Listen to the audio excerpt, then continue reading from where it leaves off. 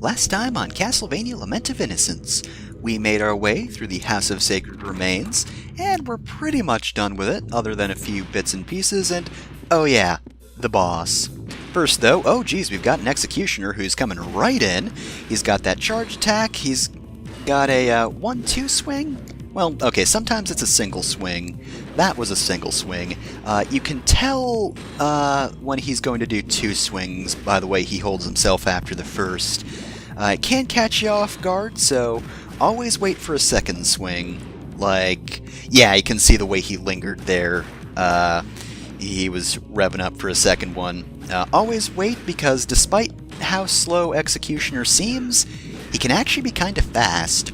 He can also pick up a rock from the ground and then throw it, so he does have a projectile attack. Anyway, it's time for the first boss of the game, Parasite Worm. He is honestly one of my least favorite bosses in the game. Even if he weren't the intended first boss, I think he was a really badly designed boss in general. So phase 1 of this fight, the Parasite Worm kind of just flies about randomly, or breathes fire, both of which can catch you off guard, especially with how the camera is. Yeah, you can see off to the side that he's using his fire breath. It can't reach us from this side of the room, but then he decided to charge out of nowhere, and I really couldn't see that one coming.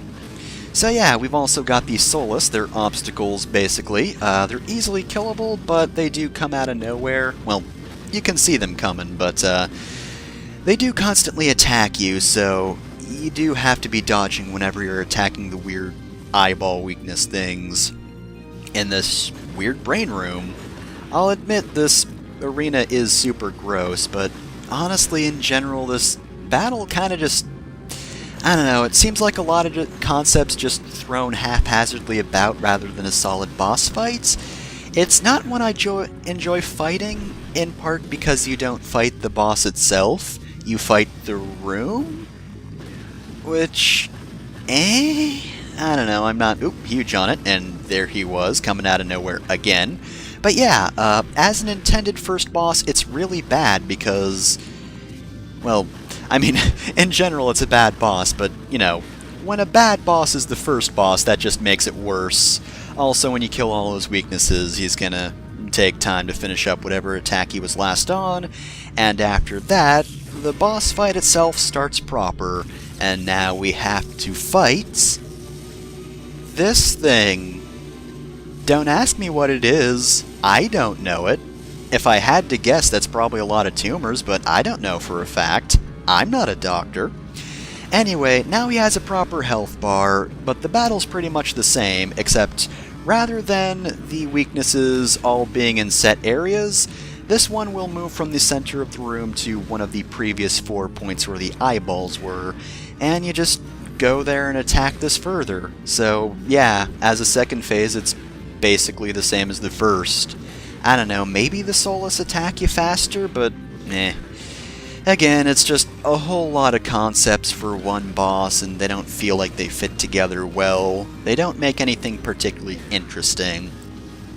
One of the later bosses is basically just like a normal battle, but more so, and that's just way more fun, because it's a normal battle, but more so. Sometimes you really can't underestimate a more or less normal boss. I mean, he has his own gimmicks, of course, but like, you just hit him a whole lot. It's none of this going around attacking this random, weird, whatever this thing is. And there's really not much else to say about it. It's, at this point, following a thingamajigger around until you kill it. And sometimes Parasite Worm just happens to be in the way. And if he's not initially in the way, he's going to be in the way. But we killed him, and now he's on fire. My dingle donger, no!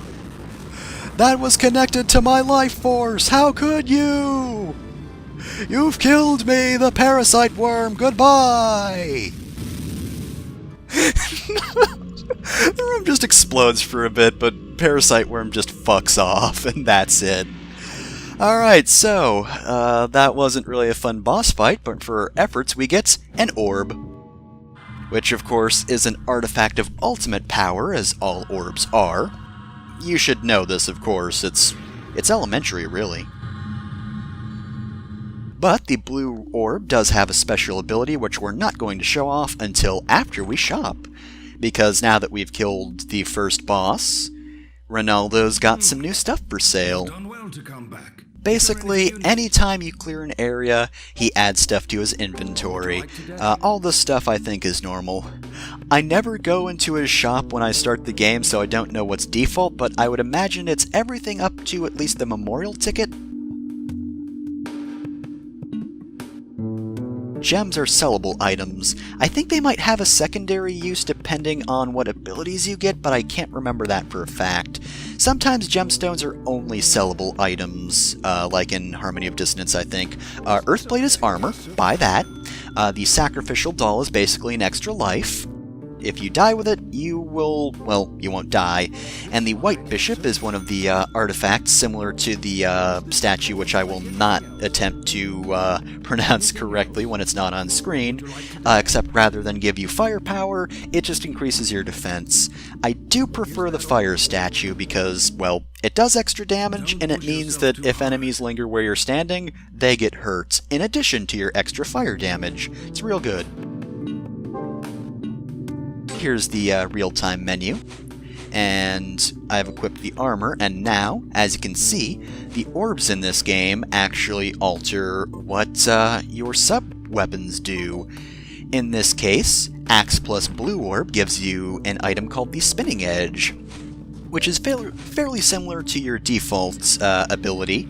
Spinning Edge, however, rather than just go for a straight line through a bunch of enemies, has a similar purpose. It's a multi-hit attack, but it lingers in one place, meaning it's good for when enemies are bunched up, or for single targets. Because while a normal axe attack can hit enemies more than once, it's more likely that Spinning Edge will do so. It is absolutely fantastic at cutting enemies to pieces. I would definitely recommend using it. So, once we clear the first floor, or, well, first world, or castle whatever you want to call it, now that we've cleared the House of Sacred Remains, that blue orb has activated.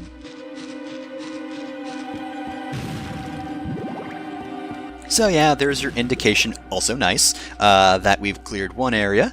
There are 4 more to go before we can fight Walter, but of course, we defeated a boss, so we're not going to move on to the next area just yet.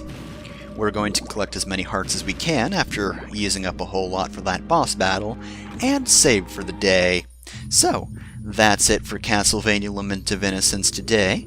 Next time, we're going to be going to a new area. And it's gonna be a pretty good one. For a while. Then it won't be briefly. Then it'll be okay again. Spoilers.